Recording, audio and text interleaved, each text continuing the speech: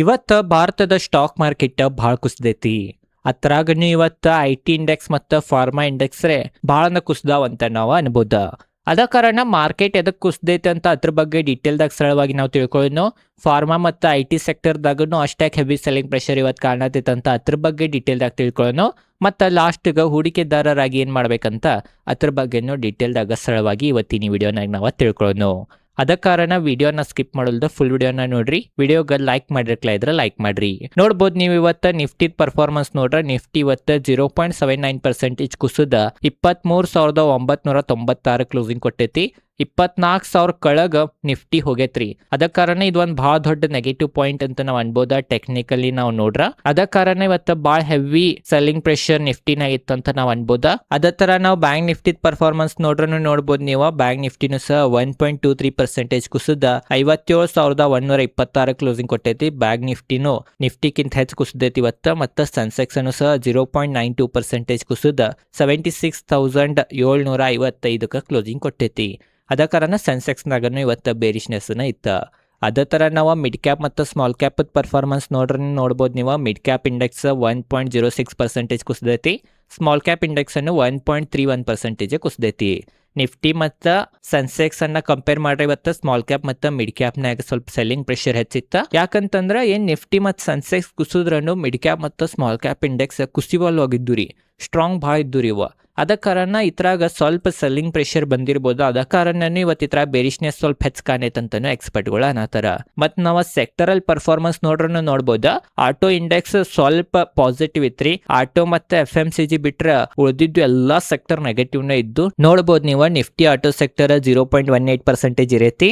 Bank Nifty 1.23% ಕುಸಿದೈತಿ. Financial services 1.29% ಕುಸಿದೈತಿ.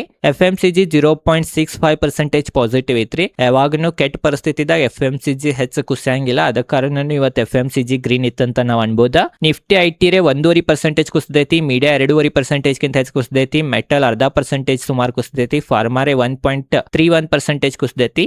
ಯಾಕಷ್ಟು pharma ಕುಸಿದೈತೆ ಅಂತ ಅದ್ರ ಬಗ್ಗೆನೂ ಒಂದು ಸುದ್ದಿ ಬಂದೈತಿ. ಅದ್ರ ಬಗ್ಗೆನೂ ಮುಂದೆ ಡೀಟೇಲ್ದಾಗ ತಿಳ್ಕೊಳ್ಳೋಣ. ನಿಫ್ಟಿ PSU ಬ್ಯಾಂಕ್ ನೋಡ್ಬೋದು ನೀವು 1.5% ಹೆಚ್ಚು ಕುಸಿದೈತಿ. ರಿಯಾಲಿಟಿ 2.5% ಹೆಚ್ಚು ಕುಸಿದೈತಿ. ಪ್ರೈವೇಟ್ ಬ್ಯಾಂಕ್ 1% ಹೆಚ್ಚು ಕುಸಿದ 1.39% ಕ್ಲೋಸಿಂಗ್ ಕೊಟ್ಟೈತಿ. ಹೆಲ್ತ್ ಕೇರ್ 1% ಹೆಚ್ಚು ಡೌನ್ ಐತಿ. ಕನ್ಸ್ಯೂಮರ್ ಡ್ಯೂರೇಬಲ್ಸ್ 0.5% ಹೆಚ್ಚು ಬಿದ್ದೈತಿ. ಆಯಿಲ್ ಅಂಡ್ ಗ್ಯಾಸ್ 0.5% ಹೆಚ್ಚು ಬಿದ್ದೈತಿ. ಮತ್ತು ಕೆಮಿಕಲ್ 1% ಕುಸಿದ 0.99% ಕ್ಲೋಸಿಂಗ್ ಕೊಟ್ಟೈತಿ.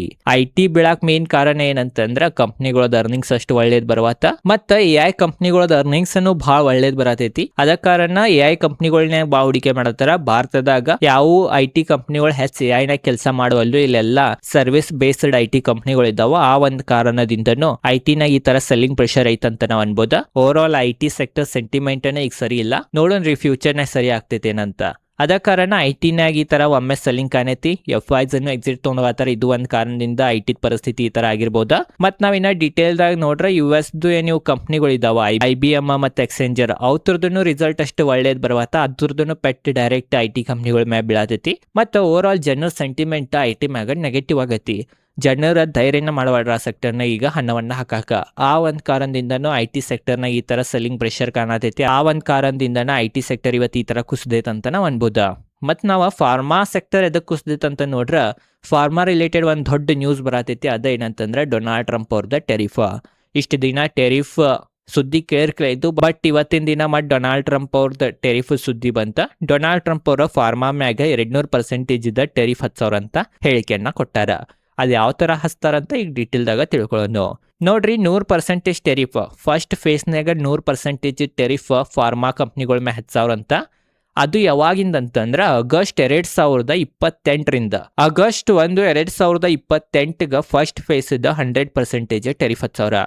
ಆಮ್ಯಾಗ 2 ವರ್ಷ ಆಗೋಣ ಅಂದ್ರೆ ಆಗಸ್ಟ್ 2030 ಆಗಸ್ಟ್ 1, 2030 ಮತ್ತು 2ನೇ ಫೇಸ್ ಟೆರಿಫ್ ಹಚ್ಚವ್ರ. ಅವಾಗ ಮತ್ತು 100% ಹಚ್ಚವ್ರ. ಈ ಥರ ಮಾಡಿ 200% ಟೆರಿಫ್ ಫಾರ್ಮಾ ಕಂಪ್ನಿಗಳ ಮ್ಯಾಗ US ಪ್ರೆಸಿಡೆಂಟ್ ಡೊನಾಲ್ಡ್ ಟ್ರಂಪ್ ಅವರ ಹಚ್ಚಾವ್ರ ಅಂತ ಒಂದು ವಾರ್ನಿಂಗ್ ಕೊಟ್ಟಾರ ಅಥವಾ ಹೇಳಿಕೆಯನ್ನ ಕೊಟ್ಟಾರ ಅಥವಾ ಅನೌನ್ಸ್ ಮಾಡಿದಾರಂತ ನಾವು ಅನ್ಬೋದು. ಆ ಒಂದು ಕಾರಣದಿಂದ ಇವತ್ತು ಫಾರ್ಮಾ ಕಂಪ್ನಿಗಳನ್ಯಾಗ ಈ ಥರ ಸೆಲ್ಲಿಂಗ್ ಪ್ರೆಷರ್ ಕಾಣಿತ್ತ.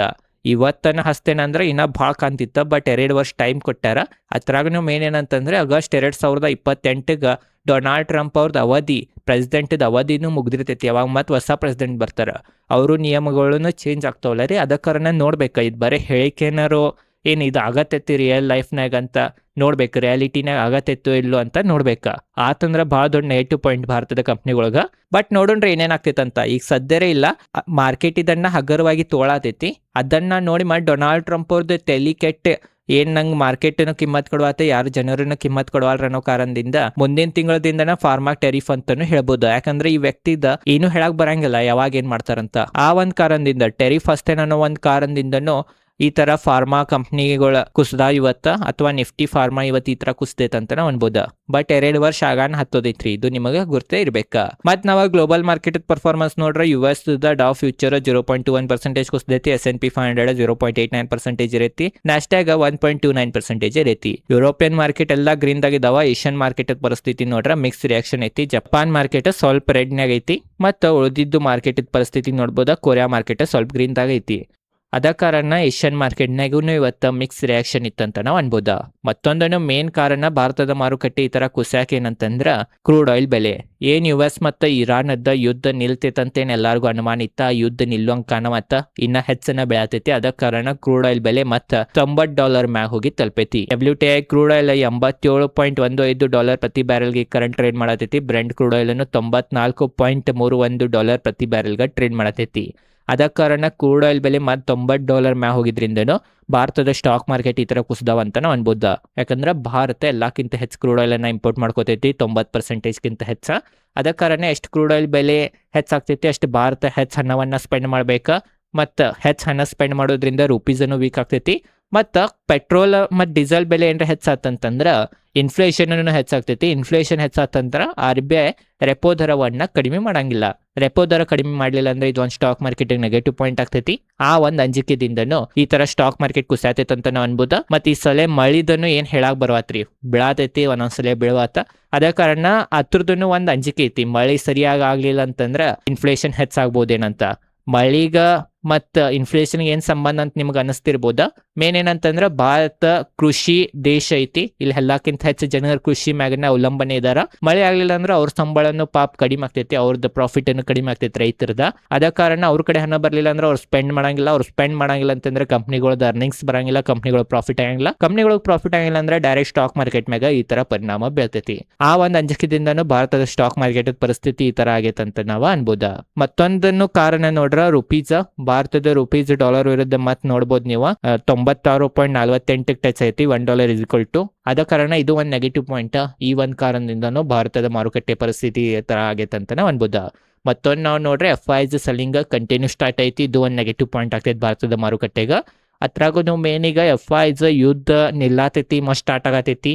ಮತ್ತೆಲ್ಲ ಹೂಡಿಕೆದಾರರನ್ನು ಯುದ್ಧ ನಿಲ್ಲೋದ ಸ್ಟಾರ್ಟ್ ಆಗೋದ ಈ ತರ ಆಗೋದ್ರಿಂದ ಅವ್ರಿಗೆಲ್ಲ ಈಗ ಅನ್ಸರ್ಟನಿಟಿ ಬೇಡಾಗೈತಿ. ಅವ್ರಿಗೆ ಹಣಗ ಬಡ್ಡಿ ಕಡಿಮೆ ಸಿಗ್ಲಿ ಬಟ್ ಸೇಫ್ಟಿ ಸಿಗ್ಲಿ ಅನ್ನೋ ಕಾರಣದಿಂದ ಅವರೆಲ್ಲ US ಬಾಂಡ್ನಾಗ ಅದು ಹೂಡಿಕೆ ಮಾಡತ್ತಾರ, ಇಕ್ವಿಟಿನ ಏನ್ ತೆಗದ ಹಣ.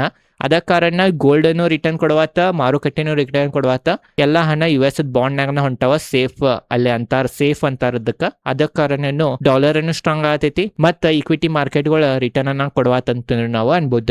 ಮೇನ್ ಒಬ್ರು ಹೂಡಿಕೆದಾರರಾಗಿ ಇಂಥ ಪರಿಸ್ಥಿತಿದಾಗ ಏನ್ ಮಾಡ್ಬೋದು ಅಂತಂದ್ರ ಒಂದೇದ್ ಮೇನ್ ವೇಟ್ ಮಾಡ್ಬೇಕು ತಾಳ್ಮೆದಿಂದ. ಮಾರುಕಟ್ಟೆದ ಏನು ಹೇಳಕ್ ಬರಂಗಿಲ್ಲ, ತಾಳ್ಮೆ ಇರ್ಬೇಕಾ. ಮತ್ ನಿನ್ನೆ ಒಂದು ವಿಡಿಯೋ ಮಾಡೇನೆ, ಅದು ವಿಡಿಯೋನ ಹೋಗಿ ನೋಡ್ರಿ, ಭಾಳ ಒಳ್ಳೆ ವಿಡಿಯೋ ಐತಿ. ಇಂಥ ಮಾರುಕಟ್ಟೆನಾಗ ನಾವು ಯಾವ ತರ ಸರ್ವೈವ್ ಮಾಡ್ಬೋದಂತ. ಅದ್ರದ್ದು ಲಿಂಕ್ ಡಿಸ್ಕ್ರಿಪ್ಷನ್ ಹಾಕೇನೆ, ಆ ವಿಡಿಯೋ ಹೋಗಿ ನೋಡ್ರಿ. ಮತ್ತೊಂದು ಏನಂತಂದ್ರ FIs ಮತ್ತೆ ಮರಳಿ ಯಾವಾಗ ಭಾರತದ ಮಾರುಕಟ್ಟೆನಾಗ ಬರ್ತಾರ ಅದು ಒಂದು ಪಾಸಿಟಿವ್ ಆಗ್ತೈತಿ. ಅಲ್ಲಿಂದನೂ ಮಾರುಕಟ್ಟೆ ಮತ್ತೆ ತಿರುಗ್ಬೋದ. ಮತ್ತ ಯುದ್ಧ ಯಾವಾಗ ನಿಲ್ತೈತಿ, ಮತ್ತೆ ಕ್ರೂಡ್ ಆಯಿಲ್ ಬೆಲೆ ಮತ್ತ ಏನ್ ಮೊದಲಿತ್ತ $60 ಕೆಳಗದು ಅಷ್ಟೇನ್ರಿ ಬಂತಂದ್ರೆ ಬಹಳ ಒಳ್ಳೇದ. ಮತ್ ಮಾರುಕಟ್ಟೆ ಇಲ್ಲಿಂದ ಇರ್ಬೋದ. ಮೇನ್ ಈಗ ಒಬ್ರು ಹೂಡಿಕೆದಾರರಾಗಿ SIP ನಾವು ಕಂಟಿನ್ಯೂ ಮಾಡ್ಬೇಕಾ, ಮತ್ತು ತಾಳ್ಮೇಲೆ ಕುಂಡ್ರಬೇಕಾ. ಇದನ್ನ ಬಿಟ್ರೆ ನಾವೇನು ಮಾಡಕ ಸಾಧ್ಯ ಇಲ್ಲ. ಓವರ್ ಆಲ್ ಇದೇ ಐತಿ ಇವತ್ತಿನ ವಿಡಿಯೋ ಚಲೋ ಅಷ್ಟು ಲೈಕ್ ಮಾಡ್ರಿ. ಇದೇ ತರ ಸ್ಟಾಕ್ ಮಾರ್ಕೆಟ್ ರಿಲೇಟೆಡ್ ಕನ್ನಡದಾಗ ವಿಡಿಯೋ ಮಾಡ್ತಿರ್ತೇನೆ, ಅದ ಕಾರಣ ಚಾನಲ್ ಸಬ್ಸ್ಕ್ರೈಬ್ ಮಾಡ್ರಿ. ನಿಮಗೇನು ಅನಿಸ್ತದೆ ಸ್ಟಾಕ್ ಮಾರ್ಕೆಟ್ ಬಗ್ಗೆ ಅಂತ ಕಮೆಂಟ್ ಸೆಕ್ಷನ್ ಆಗಿ ತಿಳಿಸ್ರಿ. ಏನ್ ಕಮೆಂಟ್ ಮಾಡೋದು ತಿಳಿಲ್ಲ ಅಂದ್ರೆ ಥ್ಯಾಂಕ್ ಯು ಅಂತ ಕಮೆಂಟ್ ಮಾಡ್ರಿ. ಮತ್ತು ಲೈಕ್ ಮಾಡಿಲ್ಲ ಅಂದ್ರೆ ಲೈಕ್ ಮಾಡ್ರಿ. ಇದೇ ಐತಿ ಇವತ್ತಿನ ವಿಡಿಯೋ. ಧನ್ಯವಾದಗಳು.